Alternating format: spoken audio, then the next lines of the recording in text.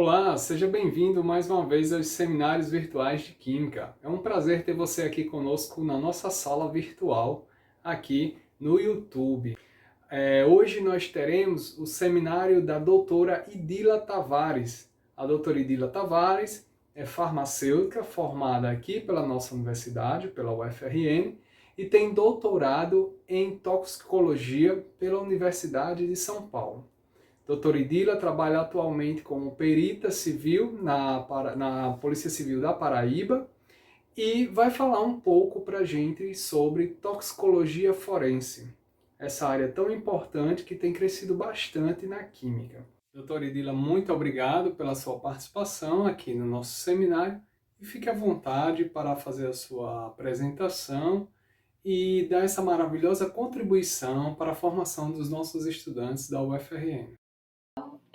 Meu nome é Idila Tavares, eu sou farmacêutica, tenho doutorado em toxicologia e análises toxicológicas e atualmente eu trabalho como perita química lá no estado da Paraíba. E eu vim aqui para falar um pouquinho sobre a toxicologia forense com vocês. Desde já eu quero agradecer o convite dos professores do departamento de química. Tá? Bom, o que é toxicologia? Né? Toxicologia é o estudo dos efeitos nocivos que são decorrentes de interações de substâncias químicas com o organismo. Na farmácia, a gente difere a toxicologia da farmacologia pela questão dos efeitos. Então, na farmacologia, a gente busca o quê? Os efeitos benéficos, os benefícios que uma substância pode trazer. E na toxicologia, a gente vai ver justamente o oposto, né? Quais os malefícios que as substâncias elas podem causar. Tá? Então, isso que é toxicologia, o estudo dos efeitos nocivos. A toxicologia forense nada mais é do que a aplicação da toxicologia para os propósitos legais. Então, tudo que houver legislação, tudo que houver uma lei que determine em que precise o estudo da toxicologia, a gente chama de toxicologia forense. E em que áreas a gente atua, né? Então, quando a gente fala em toxicologia forense, a gente lembra primeiro o quê? Da identificação de drogas ilícitas, tá? Então, realmente é talvez o mais conhecido, mas na toxicologia forense a gente trabalha com uma série de análises, né? Então, a gente trabalha também com a adulteração de alimentos e de medicamentos, com a falsificação também, com a questão da avaliação de desempenho, então, álcool e direção também é a atuação da toxicologia forense. E casos de intoxicação. Tá? Então, pessoas que são, por exemplo, o caso do Boa Noite Cinderela, né? Pessoas que fazem uso de uma substância que diminua a resistência, tá? Então, seja para um crime sexual, seja para um assalto, enfim, um furto ou um roubo, tem que... E se essa pessoa tivesse feito uso de enfim, tiver ingerido alguma substância, é a atuação nossa da toxicologia forense, tá? Então, seja em amostra bruta de droga, em local de crime, então, se uma substância foi encontrada em um local de crime, a gente também atua na identificação, tá? E a gente trabalha tanto com as drogas brutas como com amostras biológicas. Então, amostra de sangue, amostra de urina, amostra de cabelo, também é a atuação nossa na toxicologia forense. Mas hoje eu vou falar mais especificamente sobre as drogas ilícitas, tá? Porque como é muita coisa, a gente tem um tempo curto, vou focar nessa parte, tá? Então, o que são drogas ilícitas, né? Então, quando a gente fala identificação de drogas ilícitas, mas o que seriam drogas ilícitas? A Lei 11.343 de 2006 é conhecida como a nova lei de drogas, tá?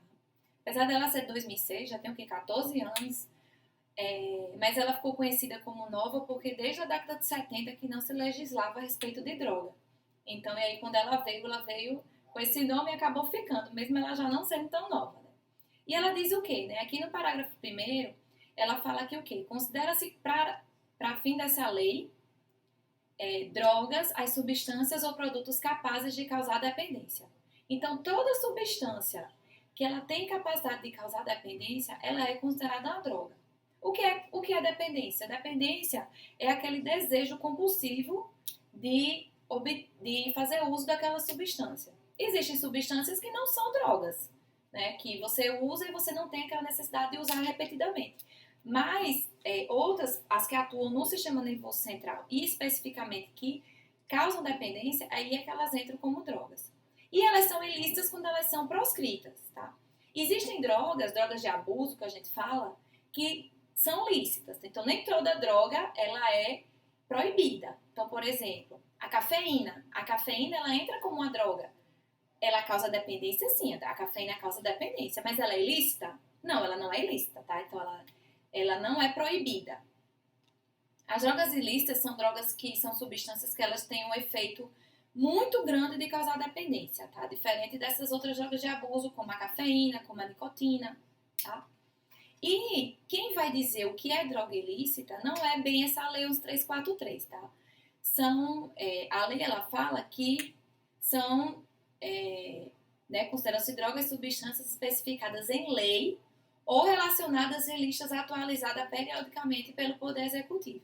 E que listas são essas, né? Então, é uma portaria da Anvisa. Então, a portaria 344 de 98, ela traz quais drogas são consideradas ilícitas. Tá? Essa portaria, ela é a portaria dos medicamentos que são com receituário, né? São os medicamentos controlados. E aí, lá no final, existem as listas, por exemplo, dos ansiolíticos, né? Os medicamentos que só são liberados com receita.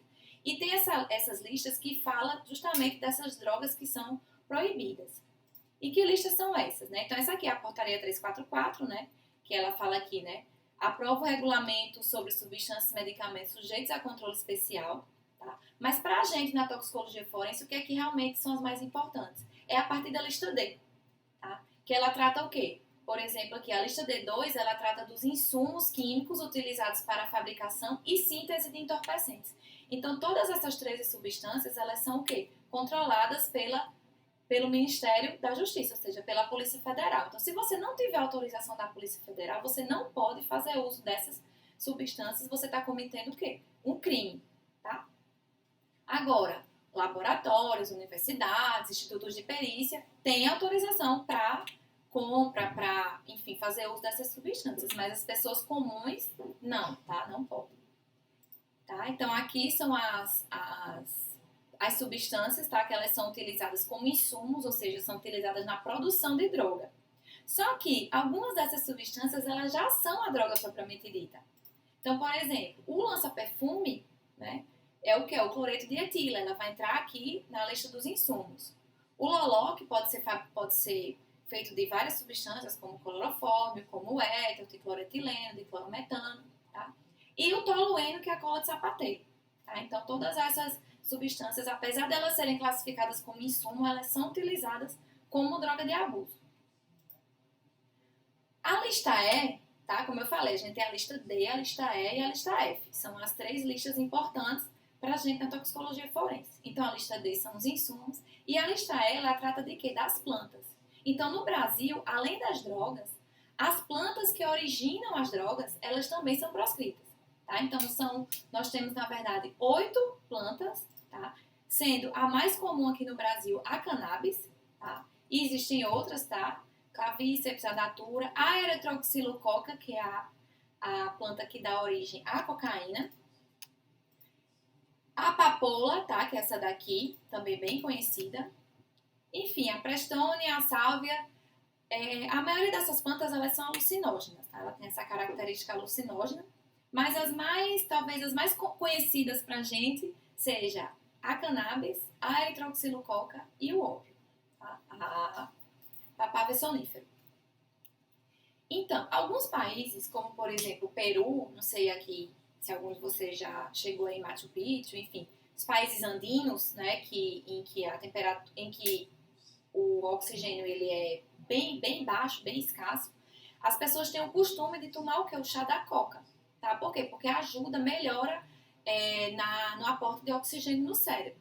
Então, é muito comum. Então, você encontra bala de coca, chá de coca, a plantinha para mascar. Então, é muito comum mascar a folha de coca, tá? Lá no Peru. Em Amsterdã, você vê muita cannabis, né? Porque, enfim, existe toda a descriminalização da droga lá.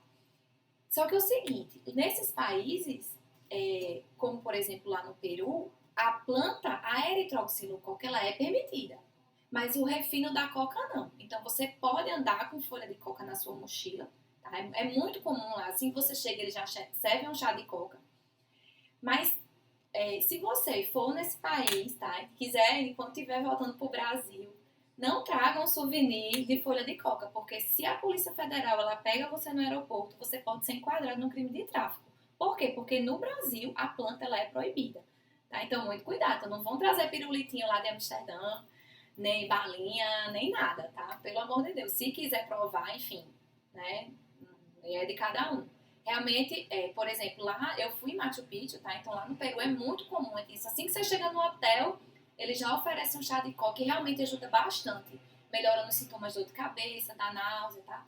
Mas a planta, o chá, o refino não. O refino da coca ele é proibido. E existem as listas, a F1 e a F2, daquela portaria 344, que ela trata especificamente das substâncias. Então a gente tem a lista dos insumos, a gente tem a lista das plantas e a gente tem a lista das substâncias. Tá? Então, nessas duas listas, a F1 e a F2, existem todas as substâncias que são consideradas proscritas, ou seja, ilícitas, proibidas. E o que é que acontecia? Até pouco tempo, no Brasil, só era droga o que tivesse na lei. Então, por exemplo, se o nome da substância não tivesse nenhuma dessas listas, não era droga. E o que é que estava acontecendo, né? De 2006 para cá, o que eles estavam fazendo? Eles estavam começando a modificar a estrutura da molécula, moléculas feitas em laboratório, as drogas sintéticas, e estavam mudando a estrutura da molécula para quê? Para burlar a legislação. Então, quando uma pessoa era pega vendendo um comprimido, por exemplo, de êxtase, e aí quando era feita a análise, não era êxtase, era uma outra substância. Ah, mas essa substância ela não está na lista. Então, o que acontece? Essa droga ela seria o quê? Permitida. E aí eles faziam mudanças mínimas, assim, mudava um carbono, um hidrogênio, já era outra molécula. E aí pensou-se, não, então vamos fazer o quê? Já que a gente sabe, já se sabe que aquela estrutura, a estrutura da droga, mudou só uma hidroxila ou enfim, um carbono. O que é que eles fizeram? Eles começaram a fazer por grupos. Tá? Então, as novas substâncias psicoativas, ou seja, essas novas drogas, elas começaram a ser classificadas na lei em grupos. Então, por exemplo, os canabinoides sintéticos, ou seja, as drogas sintéticas que simulavam os canabinoides. Eles têm vários tipos de esqueleto, né? E aí eles começaram, aí a Anvisa ela publicou na portaria 344 que qualquer substância que tiver esse esqueleto aqui, ela é um canabinoide sintético, então ela é proscrita, tá? E aí ajudou muito o trabalho tanto dos órgãos de fiscalização, né? Por quê? Porque o que acontecia? A pessoa era apreendida, você sabe, né? Isso aqui é uma droga, é comercializado como droga, mas não está na lei. E aí a pessoa era solta, tá? E aí agora não, com esses grupamentos, né? Então, os derivados da fenetilamina, as catinonas sintéticas, se tiver essa estrutura aqui, ela já entra como droga, tá? Não precisa estar mais escrito, né? Tão claro, né? A gente já sabe que é droga, já entra como uma pessoa que é pega vendendo, comercializando, ela já entra no crime de tráfico, tá bom? Então, eu vou falar aqui um pouquinho de todas as drogas que a gente tem, que a gente usa, né? Que a gente analisa, desculpa, a gente analisa no laboratório. Então, vamos começar pelos solventes. A gente até já viu, né? Os solventes e inalantes são elas entram lá na categoria D, né? Dos insumos. Então, elas atuam como depressores do sistema nervoso central. Tá? Então, tem o loló, que é etanol, éter, clorofórmio, lança-perfume, que é o cloreto de etila. Para quem nunca viu, acredito que ninguém nunca tenha visto, né, o que é um lança-perfume. Tá? Então, é um vidrinho assim, porque o cloreto de etila ele é volátil à temperatura ambiente, então precisa ser pressurizado. Tá? O loló ele costuma vir em frascos menores, tipo de sorinha, assim, pequenininho. Tá? Então, a cola de sapateiro, acetona, líquido corretivo, isqueiro de cigarro, enfim, o pessoal usa de tudo como inalante. E como que a gente faz essas análises, né? As análises dos voláteis a gente costuma fazer por cromatografia gasosa acoplada a um detector de FIT, né? Então a gente usa o quê? O Headspace. Tá? Aqui foi um artigo feito pelos peritos lá da polícia da Bahia, que eles analisaram os lolós. O loló, gente, antigamente ele era composto por etanol, éter e cloroformo, nas suas devidas proporções. E o que é que a gente analisava? Num teste rápido que a gente fazia, que a gente faz, um teste colorimétrico, a gente utiliza para identificação o cloroformo. E o que é que a gente estava observando? Que estava dando muito negativo. E aí, a gente sem entender, mas como que dá negativo? Por quê? Porque eles não estão mais usando o cloroformo. Tá? Então, foi feito um estudo com os lolós apreendidos no Carnaval da Bahia e eles viram a quantidade de solvente que eles usam para fazer o loló. Tá? Então, o cloreto de metileno seria o principal. Tá? O cloroformo está aqui, ó. Então, assim, 13% das apreensões elas tinham o quê? Cloroformo. Então, o item principal do loló está sendo retirado, né? Estão mudando a formulação. E, enfim, uma série de solventes que são incrivelmente tóxicos, como o hexano, por exemplo, tá? Estão sendo identificados em loló. E como que a gente faz essa análise? Então, a análise do Headspace é uma análise bem simples. Vocês já devem conhecer. Aqui essa figurinha, ela mostra análise de sangue, tá? Então, todos esses solventes, eles podem ser analisados em amostras biológicas. Então, aqui no caso do sangue, foi analisado o etanol e o metanol, né, num teste de alcoolemia, para saber quanto de álcool tinha no sangue. Tá? Então, é colocado num frasco de Headspace, é aquecido, e aí a substância se volatiliza, a seringa aspira a substância volatilizada e coloca no cromatógrafo. E aí a gente tem a identificação aqui do metanol e do etanol. Tá? E aqui é o padrão. Tá bom? Então, aqui só para mostrar como que a gente faz. Nesse caso aqui a gente fez em sangue, mas toda análise de voláteis ela é feita dessa forma. Se faz alguns testes colorimétricos, mas eles não são muito sensíveis, tá? Principalmente por essa questão do cloroformo que está saindo de uso, né? Também pode ser feito por infravermelho, mas o melhor teste é fazer por Headspace com cromatografia gasosa. A cocaína é uma das drogas mais perigosas que a gente tem no mundo, e aqui no Brasil existe não só no Brasil, mas na América Latina de uma forma geral, um uso muito predominante, tá? Então aqui a estrutura química da cocaína é um alcaloide, que ele é extraído da eritroxilococa, como a gente já viu.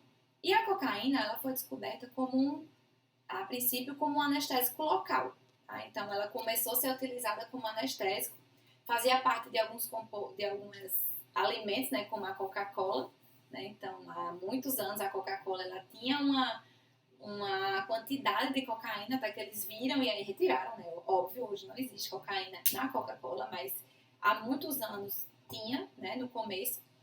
E aí eles descobriram que ela era um potente agente estimulante do sistema nervoso central. Então, a cocaína foi tirada de uso, né, de uso farmacêutico, tá? E ficou sendo utilizada como uma droga de abuso. E como é que ela é utilizada, né? A cocaína ela pode ser utilizada na forma de sal e na forma de base, tá? Então a gente tem o sal, né? O cloridrato de cocaína, que ele é utilizado por aspiração nasal, também sendo utilizado por via oral intravenosa, mas em menos comum, a aspiração nasal ela é mais comum. E você tem o crack, né? Que é a cocaína em forma de base, que ela é o quê? Ela é fumada. Então crack e cocaína é a mesma coisa, tá? É só a forma como ela é veiculada. Então, você tem ela em forma de sal e você tem ela em forma de base. E a cocaína, ela só é fumada na forma de base. Por quê? Porque em forma de sal, o ponto de ebulição dela é muito alto, né? Quase 200 graus. Então, ela não consegue ser fumada. Certo? E como que a gente identifica, né? Então, a primeira teste que a gente faz é um teste de cor da cocaína. E aí, a gente usa o tiocianato de cobalto, também conhecido como teste de Scott. E como que ele funciona? Ele é de uma coloração rosa, o teste, e na presença da cocaína ele fica o quê? Azul, certo? Esse teste é bem comum, assim, a gente já viu tá em televisão, né, reportagens o pessoal faz, tá? E esse kitzinho aqui é um kit que dentro vem umas ampolas. Então vem uma ampola aqui dentro, né, vem a ampola com esses três reagentes, e aí você coloca a droga aqui dentro e você quebra a ampola. E aí ocorre a reação. Mas esses testes, esses kits, eles são bem caros, né? A gente quase não usa, né? Não é comum aqui no Brasil a gente fazer uso desses testes, mas é só para título de curiosidade. Como que a gente usa, né? A gente faz um teste mais simples. A gente colocou aqui foi colocado aqui na placa o pozinho da coca e desse lado aqui a cocaína base em forma de crack.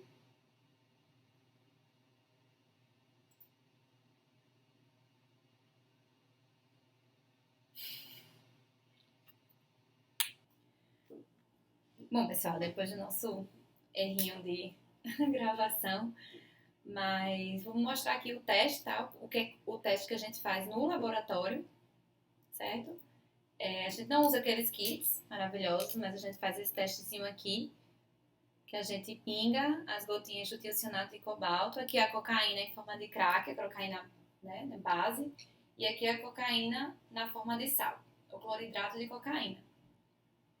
E a gente observa que a cocaína na forma de crack, ela demora um pouquinho porque ela, como ela tem bem mais adulterantes, bem mais coisa, né, enfim, até na própria fabricação, tá? Ela demora mais um pouquinho para pegar a coloração. E a gente vê aqui, né, que aqui o crack, aqui a cocaína, a cocaína base, ela é bem mais concentrada, ela fica esse azul bem nítido, e o crack fica esse azul um pouco mais claro. Mas os dois são positivos para a cocaína. Tá? Então o teste de Scott, ele forma esse composto que tem a coloração azulada.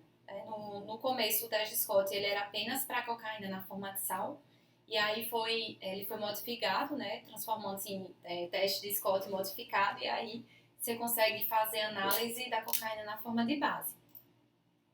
Um outro teste bem simples que a gente faz também é a CCD, né, a cromatografia em camada delgada, em que a gente coloca um padrão, né, um padrão de cocaína, e coloca aqui as duas amostras. Aqui são outras amostras também, mas aquelas específicas que a gente analisa, que a gente mostrou no vídeo anterior. Tá? Então, a cocaína na forma de crack e a cocaína na forma de sal. Então, é feita a adição, né, colocado com um microcapilar, algumas gotinhas, e aí a gente observa a eluição. Tá? Então, essa é uma fase móvel de metanol amônio, tá? Bem simples. E aí a gente revela com o iodo platinado. Pode ser feito também revelação numa câmera de ultravioleta, mas a nossa câmera ela estava quebrada. E aí a gente faz a identificação com o revelador, tá? Que nesse caso é o iodo platinado. E o que a gente observa, tá? Aqui o padrão e as amostras, que a gente teve o mesmo tempo de retenção. Tá? Então aqui a gente também pode testar positivo para cocaína. Só que assim, o grande problema da cocaína nesses testes, principalmente no colorimétrico, são os falsos positivos, tá? Então a cocaína, ela dá muito falso positivo, tá? Então aqui foi um estudo feito pelos peritos lá do Espírito Santo, em que eles pegaram 10 diferentes compostos para testar pós brancos, né, para ver a questão do falso positivo. E o que a gente pode ver, né, que de 10, praticamente 3 foram iguais, né? Então aqui a cocaína, a prometazina e a lidocaína, tá? Elas ficam com a mesma coloração, então não tem como se diferenciar, né, nessas 3. E essas duas aqui é o leite em pó e o fermento, tá? Que eles ficaram assim roxo, mas na presença de acetato de etilo ela também fica com a coloração azul. Então esses 5 basicamente eles ficam com a coloração bem parecida, podendo dar o quê? Um falso positivo. Isso já aconteceu lá em São Paulo, tá? Em que uma mãe, o bebê dela estava passando, enfim, convulsionando, ela foi para o hospital, ela era uma usuária de droga, e aí quando ela chegou lá, a pediatra, enfim, o pessoal estava tentando ressuscitar, né, o bebê, encontraram os pós brancos na roupa dele, e aí, enfim, chamaram a polícia, e aí o perito, quando fez um teste, deu positivo para cocaína. E aí, alguns dias depois, foi feito um outro teste, e aí viram que não era, que era leite em pó. E essa mãe, ela ficou quase 15 dias presa, ela perdeu uma parte da audição do ouvido, e aí, por isso que tem que ter muito cuidado, né? Porque esses testes colorimétricos para cocaína dá muito falso positivo. E outro teste rápido que a gente costuma fazer é o que? O infravermelho, tá? Então, essas 5 substâncias foram analisadas por infravermelho, e o que a gente consegue observar é que os espectros, eles são bem diferentes, né? Então, essa daqui é a cocaína, tá? Esse aqui, a letra E, e Aí a gente tem o leite em pó, a prometazina, o fermento e a lidocaína. Então, por infravermelho, a gente consegue diferenciar bem essas substâncias, que pelo colorimétrico a gente não consegue. Tá?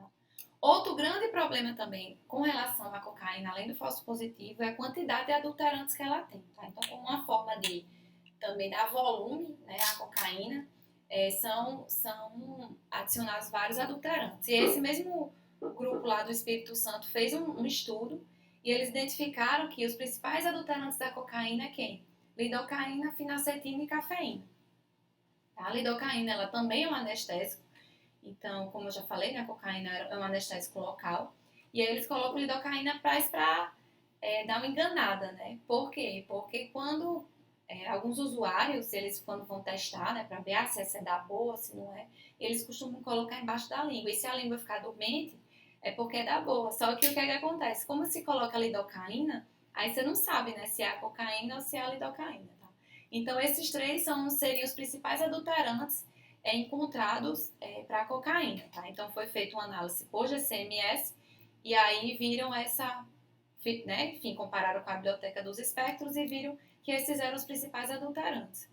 Um outro estudo feito pela Polícia Federal lá em São Paulo também identificou, além da cafeína, fenacetina e lidocaína, outros adulterantes, como o levamisol. Tá? Então, o levamisol ele é muito encontrado como adulterante da cocaína. O levamisol ele é um antifúngico, e aí ficou-se na dúvida por que colocar levamisol para adulterar a cocaína. E aí, uns falam que é porque é um pó branco, então seria uma forma de dar volume. E também porque o levamisol ele dá origem a um produto de biotransformação no nosso corpo, que ele atua como um antidepressivo. E aí ele poderia ter uma ação estimulante. Tá? Então, mas ainda não se sabe, enfim, se seria isso mesmo. Tá? Então, aqui já foi feita uma análise por GCNPD, né, por um detector de nitrogênio e fósforo, com um perito da Polícia Federal nas amostras apreendidas no Porto de Santos. Tá? E aqui foi feita análise de adulterantes em usuários de crack no cabelo. Né? Então, eles pegaram o cabelo de 100 usuários de crack, lá da Cracolândia, em São Paulo, e viram para ver os adulterantes da cocaína. Eles encontraram a mesma coisa, né? Fenacetina, lidocaína, levamisol, tá? Bezocaína, procaína, todos anestésicos, e fizeram essa análise por cromatografia líquida acoplada e espectrometria de massa. Tá? Então, esses são os principais adulterantes da cocaína, que também podem ser identificados no cabelo. Uma outra droga, né, que é a maconha, o THC, que é a droga mais utilizada no mundo. Tá? Então, a maconha ela é a droga ilícita mais utilizada. A droga de abuso mais usada no mundo é o álcool, tá? Mas o álcool ele não é ilícito, o álcool ele é lícito. Mas a droga de abuso ilícita é o THC. Então, ela tem essa estrutura química. Então, ela deriva da cannabis, né, que a gente já viu. E a maconha, ela pode ser tanto fumada quanto utilizada por uso oral. A fumada ela é a mais comum, né? Mas ela pode ser utilizada em forma de chá e na forma de brigadeiro ou brownie, né? São os conhecidos, os brisadeiros, né? Bem famosos. E os testes que a gente usa, existem 2 testes basicamente, né? Que é o do quinoa-levine e o teste do sal-azobeta. Que eles vão identificar o que? A natureza fenólica dos canabinoides. Então, além do THC, existem dezenas de canabinoides na folha da maconha. Né? E aí, mas a ideia realmente é detectar o delta-9-THC. E como que funciona o do quinoa-levine? Né? Então, ele vai formar essa coloração roxa. Tá? Então, tem um testezinho, né, lá do FBI, né, lá da Polícia Americana. E o nosso é basicamente esse. A gente coloca num tubo de ensaio, né, coloca os reagentes e 20 mg da planta. E aí você observa uma mudança de coloração. Quando você adiciona o cloroformo, você observa o quê? A formação de 2 camadas, né? Então, essa coloração violeta, ela vai indicar a presença de canabinoides. E aqui seria o possível produto formado dessa reação, né? A vanilina vai ser protonada e vai ocorrer a reação com THC e formar esse produto de coloração roxa. Um outro teste, que é o teste que eu uso, né, que a gente usa lá no laboratório, é o teste do sal azul beta.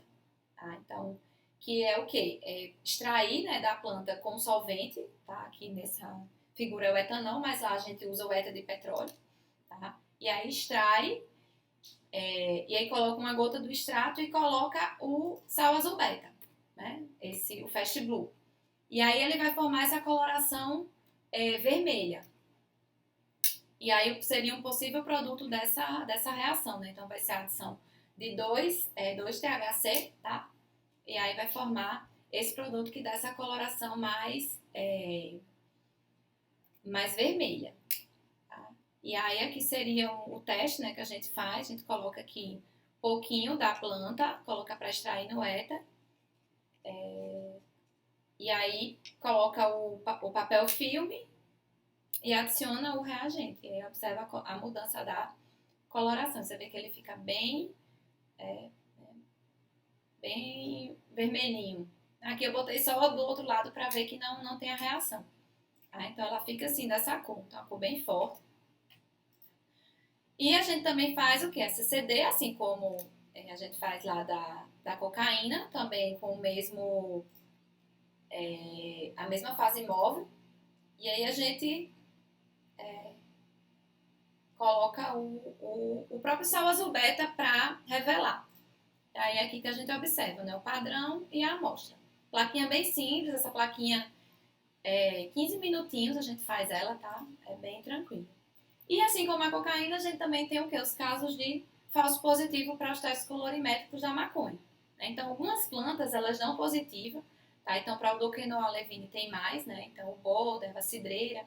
O sal azul beta, o Fast Blue, tem poucos, né? Então, seria o quê? O guaraná e a carobinha.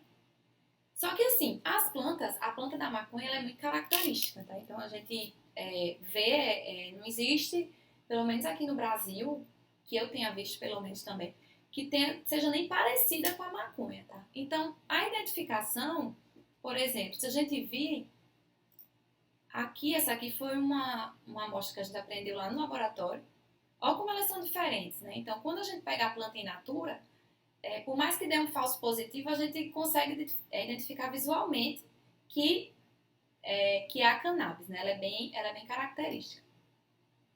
Mas aí, caso reste alguma dúvida, enfim, você pode fazer um outro teste, outras análises, como a cromatografia gasosa acoplada espectrometria de massas, né? Então aqui mostra o espectro do THC. Só que a gente não usa muito THC por GCMS, porque ele acaba ficando preso na coluna. E aí dá muito carry-over, então as próximas análises ficam aparecendo THC, então a gente evita o máximo de utilizar o THC para análise de droga bruta, né? Por infravermelho também não fica bom, porque você tem que fazer o extrato, tá? Então uma análise colorimétrica, uma análise visual e uma análise por cromatografia em camada delgada é suficiente para você atestar a maconha. Outra droga, tá, que graças a Deus não é muito comum aqui no Brasil, é a heroína. Tá? Então a heroína ela vem do ópio, né? É um tipo de opioide, vem lá da papaver sonífera. Na verdade, ela vem da morfina, né? Então ela é extraída da morfina da papaver e da morfina se transforma em heroína. Tá? E ela pode ser utilizada de duas formas, ou por via intrapulmonar ou por via intravenosa e muscular. A princípio, se utilizava a heroína era utilizada por via intravenosa. Só que o que aconteceu? Estava tendo muito caso de aumento de AIDS e hepatite C. E aí eles começaram, não estimular, né, mas pelo menos tentar substituir pela intranasal inalatória. Né, porque como uma política de redução de danos, já que tirar o uso da droga é uma coisa muito difícil, né? Então, eles queriam pelo menos diminuir os danos causados pelo compartilhamento de seringas, né? Então, lá na Europa, eles fizeram até uma campanha para doação de seringas descartáveis, até um ambiente para eles utilizarem e tal. Mas aí, enfim, acabou que não deu muito certo, porque muita gente entendeu que estava sendo um estímulo ao uso de drogas e aí parou. Mas foi realmente substituída por isso, porque estava tendo muito caso de AIDS e de hepatite. Então, como que a gente analisa, né? Então, a gente também analisa a heroína por testes colorimétricos, tá? O teste de Marquis é um teste bem utilizado e ele fica roxinho, né? Para ficar roxo aqui, né? Mas vamos ver aqui, o CSI ele fez a análise, tá? Testezinhos bem simples que a gente faz no laboratório. E uma problemática com relação à heroína é também a questão da adulteração, né? Assim como a cocaína, as heroínas elas vêm muito adulteradas. E elas estão sendo constantemente adulteradas com outros opioides muito mais potentes, né? Que é um caso o fentanil. Então, o fentanil ele é um potente depressor do sistema nervoso central e estava tendo muitos casos de óbito pelo uso da heroína por uma depressão do sistema nervoso central. E aí também ocorreu campanhas, né, para o pessoal carregar consigo um antídoto, né, que é a naloxona, pra, no caso de uma possível overdose, né, de heroína, de fentanil, com fentanil, para tentar evitar o óbito. Outra droga também bem conhecida é o MDMA, né? São os comprimidos de êxtase. Então, o êxtase foi a primeira droga sintética produzida no mundo na década de 80, tá? Que se tornou bem popular na década de 90, início dos anos 2000, com a questão da internet, enfim, toda essa globalização, que começou a ter essas compras, enfim, pela internet, foi quando o MDMA ele explodiu, né? E aí ele veio com são comprimidos coloridinhos, tá? Que vem com esses formatos, tá? E eles são o quê? Eles atuam como estimulantes e alucinógenos. Então são conhecidas como as club drugs, né? São drogas de balada. E aí elas dão esse efeito estimulante, bem característico, assim, dá uma sudorese tremenda, né? As pessoas transpiram bastante, tem uma elevação corporal, então elas devem muita água, tá? Não costumam associar com álcool, né? Então, muitos usuários, eles só usam as balas, né? Conhecida como bala. Tá? Então, ela é de origem sintética e tem vários nomes, né? Mas a bala realmente seria o mais comum, né? E é utilizada de forma oral. E como que a gente faz também, né? A gente também identifica em laboratório, tá? Então, é feito um teste, também o teste de Marquis. Aquele mesmo teste que a gente faz a heroína, a gente usa aqui para por MDMA. Só que assim, nos comprimidos de MDMA, existem outras anfetaminas além do MDMA.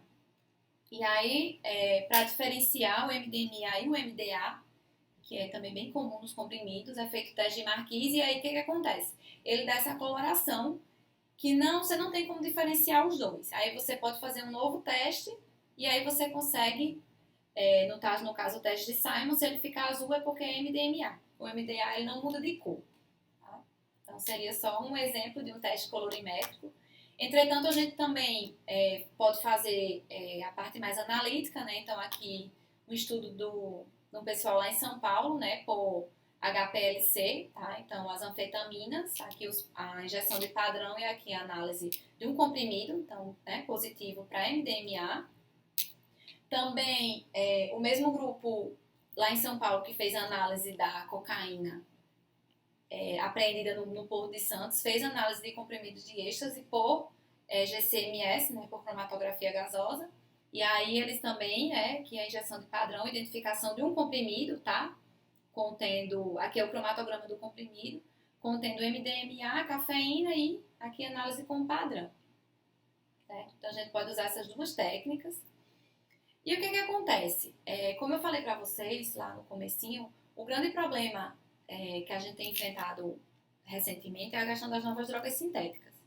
Tá? Então, essas drogas são feitas em laboratório para o quê? Para burlar a legislação. Então, elas são colocadas para imitar o êxtase, para imitar os canabinoides, tá? O LSD, entendeu?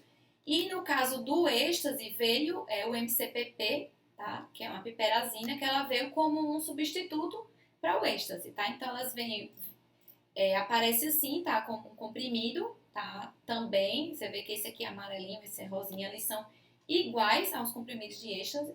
E lá em 2006, ela começou a aparecer na Europa, né? Como um substituto para o êxtase. Então, ela tem toda essa ação estimulante que o êxtase tem e vem assim nos comprimidos iguais. E o que aconteceu? Em 2008 foi feita uma apreensão enorme de comprimido de êxtase pela polícia de São Paulo. E aí quando eles foram fazer a análise, deu o quê? Negativo para êxtase. E aí foi, e agora? O que é isso, né? E foi quando eles descobriram que era o MCPP, que estava vindo como um substituto para o êxtase, e só em 2008 que a Anvisa proibiu. Entrou lá na listinha daquela lista da portaria 344. E aí aqui é só mostrando uma publicação que esses peritos lá de São Paulo fizeram, né? Então eles fizeram os testes colorimétricos, e aí quando fizeram deu negativo, tá? Para o MDMA, e acabou dando positivo para a cocaína. Então quando eles fizeram o teste de Scott, aquele que fica azul, deu positivo. Fez, nossa, será que estão colocando cocaína em comprimido de êxtase?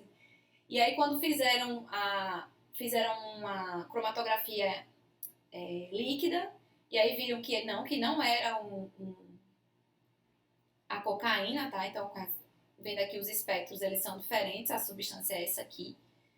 E, enfim, aí fizeram uma espectrometria de massas e aí realmente conseguiram caracterizar a substância. Tá? Mas no começo foi, quando chegou o MCPP aqui no Brasil, lá em 2008, ninguém sabia o que era, até então descobrir. Outra droga é o LSD, tá? Então, a LSD, ela é uma droga alucinógena, tá? Ela vem de origem da Clavíceps purpúrea, vem daquela planta. E ela é utilizada de forma sublingual. Então, vem umas cartelas, sim, mais ou menos desse tamanho, com desenhos. E aí é utilizado micropontos. Eles cortam pedacinhos bem pequenos e colocam embaixo da língua. Tá? Também ela é conhecida como ácido, ou doce, porque diz que ela tem um gostinho doce, tá? Os usuários falam, e é colocado embaixo da língua. Então, o êxtase ele é um comprimido, enquanto que o LSD ele é colocado embaixo da língua. Tá? Então, ela é a diretilamina do ácido lisérgico, né, LSD, tá? Que ela é uma substância semissintética que vem a partir do ácido lisérgico. Tá? Então, quem descobriu foi Albert Hofmann, lá em 1938. E aí tá, são quantidades muito pequenas, são de 25 a 150 microgramas, e eles são bem específicos nessa questão da alucinação, tá? E tem uma coisa interessante que o LSD ele não tem muita capacidade de causar dependência, tá? Então os usuários eles usam normalmente em festa, em balada, e usam esporadicamente, né? Você não tem aquela necessidade, aquela vontade de utilizar o LSD. E muitos falam das bad trips, né? Que são as viagens ruins, que às vezes tem uma viagem legal, mas muitas vezes é ruim. E aí fica horas e horas, né? A duração é de 6 a 12 horas daquele efeito. Então, se ela tem uma viagem ruim, ficam o quê? Às vezes 10 horas sob efeito daquela droga. Tá? Então, vem assim, elas vêm cartelas com desenhos. Essa aqui é a foto dele mais jovem. Então, aqui é só um videozinho mostrando um pouco do que seria o efeito do LSD.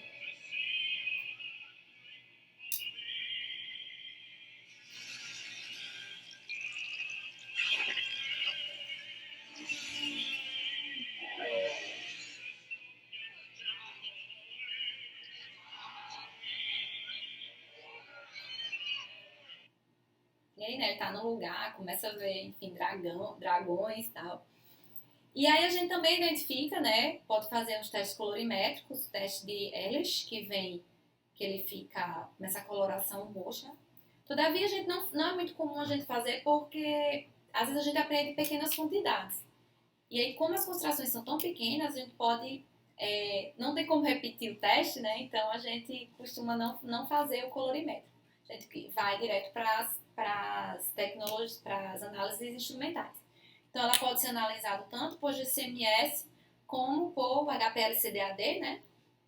Um cromatógrafo líquido acoplado de arranjo de iodo, como também por cromatografia líquida com uma espectrometria de massa sequencial. Né? Então aqui é só um cromatograma, né, do LSD e o espectro, enfim, mostrando aqui as estruturas, né, que é formada. Então aqui é só um exemplo, tá? Pra você ver como ele é pequenininho, não tem nem 1 centímetro, né? Então os comprimidos os selos de LSD. Tá? E aqui foi uma quantificação feita pelo Instituto lá de Minas Gerais dos selos apreendidos entre 2006 e 2009. Tá? Então o que a gente observa? De 30 a 94 microgramas por selo, né? Então, você tem uma variação enorme. Então, o quê? 3 vezes. Então, você tem de 30 até 90. Então, você tem selo com concentrações 3 vezes maior do que esse aqui. Tá? Então, é um grande problema das drogas, né? Porque não existe uma padronização. E aí você pode ter uma overdose, né? Você está acostumado com uma determinada dose, aí você experimenta 3 vezes maior. Só que o que acontece? De 2010 para cá, não se encontra mais LSD em selo de LSD. As análises começaram a dar negativas. E aí, o que aconteceu? Assim como o êxtase, que teve a mudança para o MCPP, o LSD começou a aparecer o quê? N-BOM. Tá? Então, o N-BOM é uma substância que também tem características alucinógenas e elas começaram a ser incorporadas nos selos de LSD como uma forma de burlar a legislação. Tá? Então, foram feitas umas análises, por exemplo, aqui, né, em 2014, eles analisaram 15 cartelas de LSD e só encontraram o quê? N-BOM. Tá? Então, teve essa mudança, né, de realmente você não encontra mais LSD em selo de LSD, só N-BOM. E no Brasil, ele chegou aqui em 2014, quando um estudante da USP, ele estava numa festa lá, e aí ele fez uso de LSD, e veio a óbito. Ele foi encontrado na raia olímpica, né, na piscina lá da USP, e aí quando foi feito toxicológico, não achavam que iam achar LSD e não encontraram N-BOM. Então, na verdade, assim, é o primeiro caso de morte no Brasil pelo uso de N-BOMs. Tá? Então, teve que é o que a gente chama de novas drogas, né, novas substâncias psicoativas. E essas drogas, elas estão sempre aparecendo, né? Então, de mês em mês aparece uma droga diferente. Quando os órgãos de fiscalização começam a apreender, começam a fazer estudos, e aí eles vêm com uma nova droga diferente. E com relação às análises, né? Por que a gente faz essas análises? Quando ocorre uma prisão em flagrante, a gente tem até 24 horas para emitir um laudo, né? O que a gente chama de laudo de constatação. Então, quando uma pessoa é presa, a gente tem que fazer um laudo, e esse laudo tem que ser rápido. Tá? Então, às vezes, para eu fazer uma análise instrumental, requer tempo, né? Todo aquele procedimento de extração, de limpeza de coluna, enfim. Então, a gente usa testes rápidos, que são o quê? Os colorimétricos, as CCDs, que a gente faz rapidinho. O Raman e o infravermelho também a gente consegue fazer, porque são análises que não precisam de um preparo de amostra, né? Você coloca ela no equipamento e você analisa bem simples. Só que o que acontece? Nós temos que emitir o que a gente chama de laudo definitivo. Né? Então, a gente tem 10 dias para emitir um laudo com técnicas mais específicas, tá? Que é o que a gente usa geralmente, as cromatografias, né? Tanto a gasosa quanto a líquida, e principalmente o detector de espectrometria de massas. Por quê? Porque eles têm biblioteca, né? Então, infelizmente, a gente não tem padrão analítico para tudo. E a gente recorre muito ao uso das bibliotecas, principalmente no caso do GCMS, né? Porque para análise forense a gente tem uma biblioteca com mais de 5.000 substâncias catalogadas, tá? E aí fica mais fácil para a gente que não tem padrão analítico, infelizmente. Principalmente para análise dessas novas drogas. Tá?